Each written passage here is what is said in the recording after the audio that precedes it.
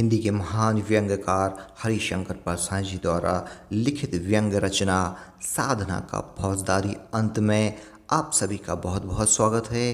तो आइए सुनते हैं साधना का फौजदारी अंत। पहले वह ठीक था, वह अपर डिवीज़न क्लर्क है, बीवी है, 2 बच्चे हैं, कविता वगैरह का शौक है। तीसरा बच्चा होने तक यूडीसी का काव्य प्रेम बराबर रहता है। इसके बाद वह भजन पर आ जाता है। दया करो हे प्रभु भगवान, और दयालु भगवान दया करके उसे परिवार नियोजन केंद्र को भेज देते हैं, जहाँ लाल तिकोण में उसे ईश्वर की छवि दिखती है। वह मेरे पास कभी कभी आता, कविता सुनाता, कोई पुस्तक पढ़ने को ले जाता जिसे नहीं लौटाता। 2-3 महीने वह लगातार नहीं आया। फिर एक दिन टपक पड़ा। पहले जिज्ञासु की तरह आता था, अब कुछ इस ठाठ से आया जैसे जिज्ञासा शांत करने आया हो। उसका कुर्सी पर बैठना, देखना, बोलना सब बदल गया था। उसने कविता की बात नहीं की, सुबह के अखबार की खबरों की बात भी नहीं की। बड़ी देर तो चुप ही बैठा रहा। फिर गंभीर स्वर में बोला, मैं जीवन के सत्य की खोज कर रहा हूँ। मैं चौंका। सत्य की खोज करने वालों से मैं छिड़कता हूँ। वे अक्सर सत्य की ही तरह पीट करके उसे खोजते रहते हैं। मुझे उस पर सचमुच दया आई। इन गरीब कलरकों को सत्य की खोज करने के लिए कौन बहकाता है? सत्य की खोज कोई लोगों के लिए अयाशी है। यह गरीब आदमी की हैसियत के बाहर है। मैं कुछ नहीं बोला, यही बोला, जीवन भर मैं जीवन के सत्य की खोज करूँगा, यही मेरा व्रत है। मैंने कहा, रात भर खटमल मारते रहोगे तो सोओगे कब? वह समझा नहीं। पूछा, क्या मतलब? मैंने कहा, मतलब यह है कि जीवन भर जीवन के सत्य की खोज करते रहोगे, जियोगे क्या मरने के बाद? उसने कहा, जीना जीना कैसा? पहले जीवन के उद्देश्य को तो मनुष्य जाने, उसे रटाया गया था। मैंने फिर उसे पटरी पर लाने की कोशिश की। कहा, देख भाई, बहुत से बेवकूफ़ जीवन का उद्देश्य खोजते हुए निरुद्देश्य जीवन जीते रहते हैं। तू क्या उन्हीं में शामिल होना चाहता है? उसे कुछ बुरा लगा। कहने लगा, आप हमेशा इसी तरह की बातें करते हैं। फिर भी मैं आपके पास आता हूँ, क्योंकि मैं जानता हूँ कि आप भी सत्य की खोज करते हैं। आप जो लिखते हैं उससे यही मालूम होता है। मैंने कहा, यह तुम्हारा ख्याल गलत है। मैं तो हमेशा झूठ की तलाश में रहता हूँ। कोने कोने में झूठ को ढूंढता फिरता हूँ। झूठ मिल जाता है तो बहुत खुश होता हूँ। न वह समझा, न उसे विश्वास हुआ। वह मुझे अपनी तरह ही सत्यान्वेषी समझता रहा। मैंने पूछा, तुम एकदम से सत्यान्वेषी कैसे हो गए? क्या दफ्तर में पैसे का कोई गोलमाल किया है? उसने कहा, नहीं, मुझे गुरु मिल गए हैं। उन्हीं ने मुझे सत्य की खोज में लगाया है। मैंने पूछा, कौन गुरु हैं वे? उसने नाम बताया। मैं उन्हें जानता था। यूडीसी बोला, गुरुदेव की वाणी में अमृत है, हृदय तक उनकी बात पहुंच जाती है। मैंने पूछा, दिमाग तक बात पहुंचती है या नहीं? उसने कहा, दिमाग दिमाग को तो पलट देती है। इसका नमूना तो वह खुद था। वह मेरे पास कभी कभी आता। उसकी साधना लगातार बढ़ रही थी। एक दिन आते ही पूछने लगा, बताइए मैं कौन हूँ? मैंने कहा, तुम बिहारी लाल हो, यूडीसी। उसने कहा, नहीं, यह भ्रम है। बिहारी लाल तो इस स्कूल चोले का नाम है। मैं शुद्ध बुद्ध आत्मा हूँ। मैंने कहा, यार, महीने भर पहले ही तेरे यहाँ बच्चा हुआ है, क्या आत्मा बच्चा पैदा कर सकती है? उसने कहा, आपका यह तर्क गलत है। गुरुदेव ने कहा है, ऐसे प्रश्नों का उत्तर मत दिया करो।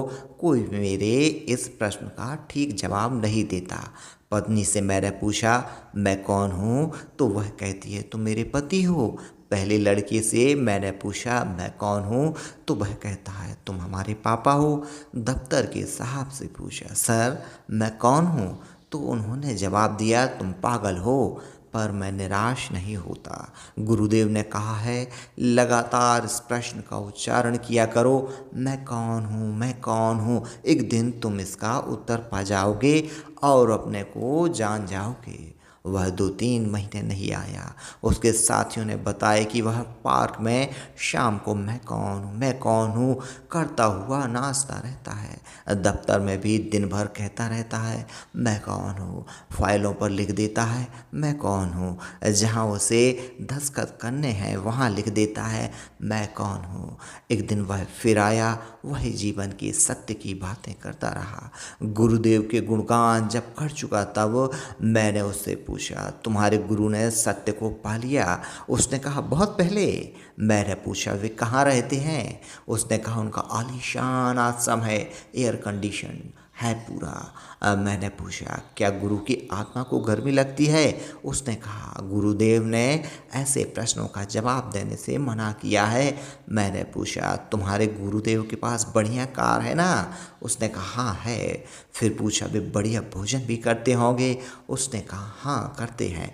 मैंने पूछा, क्या आत्मा को पकवान की इतनी भूख लगती है? उसने कहा, गुरुदेव ने ऐसे प्रश्नों का जवाब देने से मना किया है। तब मैंने उससे कहा, तुम्हारे गुरु के जीवन के सत्य को पा लिया है। इधर एयर कंडीशनर मकान है, कार वगैरह भी पा लिए हैं, उनके पास पैसा भी है, उन्होंने पैसा भी पा लिया है। यानी गुरु की दृष्टि में सत्य वह है जो अपने को बंगला, कार और पैसे के रूप में प्रकट करता है। अच्छा, यह तो बताओ कि तुम्हारे गुरु को इतना पैसा कहाँ से मिलता है? उसने कहा, गुरुदेव के बारे में यह प्रश्न उठता ही नहीं है। वे अलौकिक पुरुष हैं, वे तो भगवान की कोटि में आने वाले हैं। मैंने उससे पूछा, तुम यूनियन में हो? उसने कहा, नहीं, गुरुदेव का आदेश है कि भौतिक लाभ के इन संघर्षों में साधक को नहीं पड़ना चाहिए। मैंने कहा, तो फिर गुरु का सत्य अलग है, तुम्हारा सत्य अलग है, दोनों के सत्य एक नहीं है। गुरु का सत्य वह है जिसमें बंगला, कार, रुपए, भौतिक प्राप्ति होती है, और तुम्हारे लिए कहते हैं कि भौतिक लाभ के संघर्ष में मत पड़ो। यह तुम्हारा सत्य है। इनमें कौन सा सत्य अच्छा है, तुम्हारा या गुरु का? वह मुश्किल में पड़ गया। जवाब उसे सूझा नहीं तो चिढ़ गया। कहने लगा, आप अश्रद्धालु हैं, ऊटपटांग बातें करते, मैं आपके पास नहीं आऊँगा। वह नहीं आया, मगर मुझे समाचार मिलते रहे थे कि साधना उसकी लगातार बढ़ रही है। वह दफ्तर के काम में गफलत करता है, फाइलों पर नोट की जगह लिख देता है, मैं बिहारी लाल नहीं हूँ, मैं नहीं जानता मैं कौन हूँ, मैं अपने को खोज रहा हूँ। और एक दिन मुझे खबर मिली कि वह सस्पेंड कर दिया गया है। एक दिन उसका एक साथी मुझे मिला, मैंने उससे पूछा तो उसने बताया कि वह गुमसुम रहता है और कुछ सोचता रहता है। मैंने पूछा, मैं कौन हूँ प्रश्न का करता है या नहीं? उसने बताया, अब मैं कौन हूँ प्रश्न नहीं करता। शायद उसे उत्तर मिल गया है। साधना का मामला है। काफ़ी दिन बीत गए। एक दिन वह अचानक आया। वह बदल गया था, दुखी था, पर उसमें खास किस्म की दृढ़ता भी आ गई थी। उसने सस्पेंड होने और व्यक्तिगत मुसीबतों की बातें बताईं। सत्य चर्चा उसने बिल्कुल नहीं की। उसने कहा, मैं आपके पास इसलिए आया था कि कोई अच्छा फौजदारी वकील करा दीजिए, आप तो बहुत वकीलों को जानते हैं। मैंने कहा, मामला क्या है? उसने कहा, मैं फौजदारी की है, इसका केस चलेगा। मैंने पूछा, कैसी फौजदारी? उसने तब मुझे बताया, आप तो मुझे साल भर से देख ही रहे हैं, मैं सत्य की खोज में लगा था, मैं कौन हूँ के सिवा और कोई धुन मुझे नहीं थी। मैं इसमें बर्बाद हो गया। जिन गुरुदेव ने मुझे इस रास्ते पर लगाया था उनके पास मैं परसों गया। वे बोले, आओ साधक बैठो। उस समय 2 स्त्रियां उनके शरीर की मालिश कर रही थीं। मालिश निपटने के बाद उन्होंने मुझे अपनी पवित्र आँखों से देखा। पूछने लगे, साधना कैसी चल रही है? मैंने कहा, गुरुदेव साधना तो सफल हो गई। वे चौंके। पूछा, मैं कौन हूँ इस प्रश्न का उत्तर मिल गया है? मैंने कहा, नहीं, पर इस प्रश्न का ठीक उत्तर मिल गया है कि तुम कौन हो। और साहब मैं गुरु पर टूट पड़ा, खूब पिटाई की। अब मुझे एक अच्छा वकील दिला दीजिए।